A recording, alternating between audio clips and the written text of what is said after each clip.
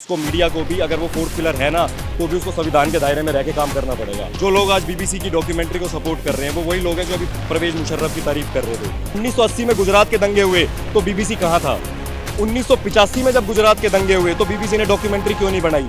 बनाओ ना डॉक्यूमेंट्री, पूरा देश देखना चाहता है। बीबीसी में खामियां हैं या बीबीसी पर इतने प्रश्न उठ रहे हैं तो सत्ता में अगर केंद्र सरकार है, सत्ता में बीजेपी सत्ता में है तो फिर बैन क्यों नहीं लगा? मैम देखो, प्रेस पे बैन लगाना इतना इजी नहीं है क्योंकि प्रेस की अपनी एक लॉबी होती है जैसे सबकी लॉबी होती है। दूसरी बात ये कि कोई भी मीडिया चैनल है, आपने भी क्वेश्चन किया था भाई साहब से कि मीडिया प्रेस की फ्रीडम पे अटैक हो रहा है, तो मैम ऐसा है कि कोई भी प्रेस ना मीडिया संविधान से पार जाके कोई भी काम नहीं कर सकता। उसको मीडिया को भी अगर वो फोर्थ पिलर है ना तो भी उसको संविधान के दायरे में रह के काम करना पड़ेगा। दूसरी बात, जो लोग आज बीबीसी की डॉक्यूमेंट्री को सपोर्ट कर रहे हैं वो वही लोग हैं जो अभी परवेज मुशर्रफ की तारीफ कर रहे थे। मैम, जिस परवेज मुशर्रफ की पूरे पाकिस्तान में किसी ने तारीफ नहीं करी, जिसको पाकिस्तान की कोर्ट से सजाए मौत का ऐलान था, मैम ये अभी इन्हीं का सांसद है शशि थरूर, जो सपोर्ट कर रहा है, शशि थरूर जिन्होंने तारीफ की थी। ठीक है, तो मैम इन लोगों की बात, ये हर बार उन्हीं लोगों का साथ देते हैं जो ट्रेटर्स हैं। दूसरी बात ये, अब बीबीसी के ऊपर आते हैं मैम। बीबीसी अगर इतना बड़ा पैट्रियट है और वो मीडिया और वो जनता की आवाज़ है तो मैम वो 1980 में जब गुजरात में दंगे हुए वो यही दिखाना चाहता है ना, 2002 के दंगे दिखाना चाहता है ना डॉक्यूमेंट्री के तहत। तो जब वो 1980 में गुजरात के दंगे हुए तो बीबीसी कहाँ था? 1985 में जब गुजरात के दंगे हुए तो बीबीसी ने डॉक्यूमेंट्री क्यों नहीं बनाई? 1992 में जब मुंबई में ऐसे सेम दंगे हुए तो बीबीसी ने डॉक्यूमेंट्री क्यों नहीं बनाई? 1975 में जब इमरजेंसी लागू की गई जब बीबीसी ने डॉक्यूमेंट्री क्यों नहीं बनाई? 1990 में जब कश्मीरी पंडित भगाए गए, 7 लाख कश्मीरी पंडितों का मास एक्सोडस किया गया, जब बीबीसी ने डॉक्यूमेंट्री क्यों नहीं बनाई? बीबीसी ने देखा कि 2024 का लोकसभा चुनाव है और उसमें किसी भी तरह से हमें बीजेपी को हटाना है, क्योंकि जॉर्ज सोरोस जो है आज की डेट में वो वर्ल्ड का सबसे बड़ा दुश्मन है। मैम उसने सारे जितने भी वर्ल्ड वाइड जितने भी मीडिया कॉर्पोरेशन चल रहे हैं ना, मैं जनता को ये बताता हूँ, भारत के लोगों को इनको पता नहीं होगा, 6 मीडिया कॉर्पोरेशन हैं वर्ल्ड वाइड जिनका मालिक एक ही आदमी है जिसका नाम है जॉर्ज सोरोस। जो भी इंफॉर्मेशन चलती है ना वो यूनाइटेड स्टेट्स ऑफ अमेरिका से चलती है मैम।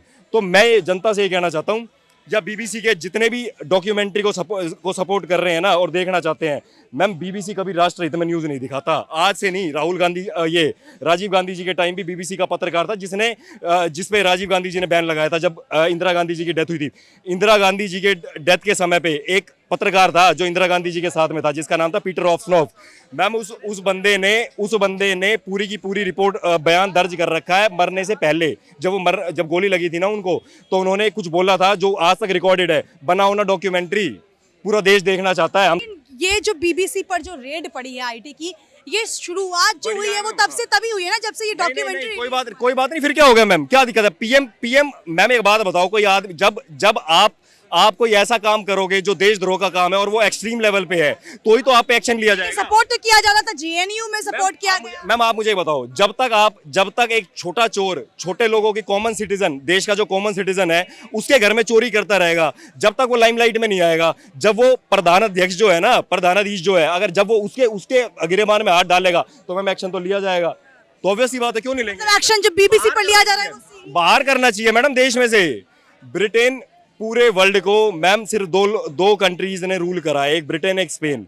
अब आप मुझे एक बात बताओ, जो ब्रिटेन जिसने भारत को 200 साल गुलाम बना के रखा, मैम वो आज भी तो इनडायरेक्टली रूल कर रहा है इंडिया के ऊपर, इन मीडिया चैनल्स के थ्रू ही तो कर रहा है, और किसके थ्रू कर रहा है आप बताओ? और मेरे को तो लगता है मैम पूरी सोची समझी साजिश है और कुछ नहीं है। आपको लग रहा है जो रेड पड़ी है बीबीसी पर, जो आईटी सेल की रेड पड़ी है वो वाकई में सही है, होना चाहिए था? मैम बिल्कुल होना चाहिए था। अभी होता ना, अभी आप अपने देश के हित में जो भी आज प्रेजेंट डे में जो भी अपने देश के हित में सोच रहा है, मैम G20 की बैठक की अध्यक्षता नरेंद्र मोदी जी कर रहे हैं। मैम एक बात बताओ, वेस्ट को पसंद आएगा क्या ये? पश्चिम को पसंद आएगा ये कि इंडिया का जो प्रधानमंत्री है वो G20 को लीड करे? मैम वहाँ की जो इकोनॉमिक पॉलिसीज है ना, जो इन देश है ना, यूरोप के जितने भी देश हैं, ब्रिटेन हो गया, ब्रिटेन तो यूरोप से एग्जिट करने के बाद ब्रेक्जिट बन गया तो उसकी इकोनॉमी तो वैसे ही गई गुजरी है। दूसरी बात, ये जो यूनाइटेड स्टेट्स है मैम, यहाँ वामपंथी इकोनॉमिक पॉलिसीज हैं, इसके तहत ये देश जो है वो पतन की तरफ बढ़ रहे हैं। तो इनको सिर्फ और सिर्फ, वो कहावत है ना मैडम एक, जब खुद से कुछ नहीं होता ना तो दूसरों में कमियां निकालना शुरू कर दो। तो मैडम सिर्फ ये काम कर रहे हैं। आप देख रहे हैं सौगंध टीवी, सौगंध वतन की।